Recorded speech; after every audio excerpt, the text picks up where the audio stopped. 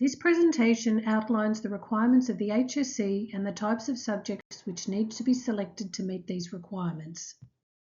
The Higher School Certificate is the highest credential a student will obtain through the school system. By the end of Year 10, students will receive a Record of Achievement or ROSA if they leave school for another destination. At the end of this year, this will be their school-based credential. If they complete all of Year 11 courses, they will leave school with a Year 11 ROSA. Hopefully, students will go on to complete their HSC, which will provide a record of achievement of the courses studied. To be eligible for the HSC, students need to apply themselves with diligence and sustained effort across both Year 11 and 12. This includes completing all assessment tasks in all subjects and making a genuine effort in any HSC examinations, which will be held in October and November. Another requirement to achieve the HSC is meeting the minimum standards in reading, writing and numeracy. These are completed online and Year 10 students have already started this process and will continue to make attempts as they progress through the next 2.5 years. They have up until 5 years following the start of Year 12 to meet the standards and be awarded the HSC. Students will be supported to ensure they meet the standard prior to the completion of Year 12. In addition to these requirements, students must undertake a mixture of courses to be awarded the HSC. All students must undertake a course of English, 6 units of board-developed courses, at least 4 subjects. Most courses at Glendale Technology High School are 2 units, and as a result, students will need to do the equivalent of 6 subjects in Year 11 and 5 subjects in Year 12. Most courses at Glendale Technology High School are board-developed.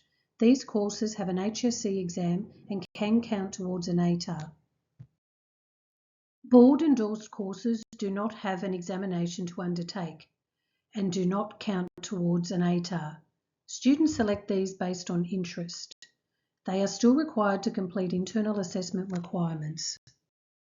VET courses offered at the school are an excellent way of achieving another credential while studying the HSC. All of these have a mandatory work placement of 70 hours over the 2 years. A teacher will coordinate this. These courses have an optional HSC exam and can count towards an ATAR. Other courses may also be undertaken outside of the school and can be seen in the subject selection booklet on pages 13 to 16.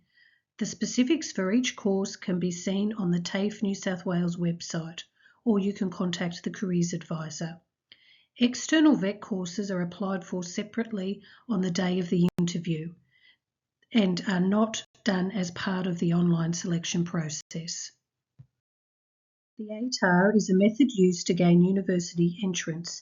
The ATAR provides the discrimination required by universities for the selection process. The ATAR is not a score, it is a rank, and it is a rank of students across the state based on the combined results of their best 10 units. There are several other methods of achieving this, but the ATAR is the most prominent. When selecting subjects, it's important to understand the types of pathways you can follow.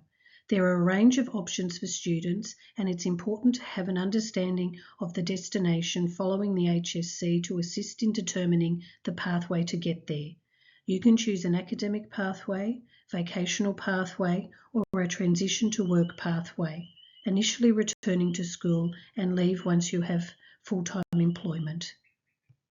For an academic pathway, you will need to select subjects that will qualify you for an ATAR. Don't focus on the scaling of subjects affecting an ATAR, just select subjects of interest as you will do better at these, which is the biggest factor affecting an ATAR.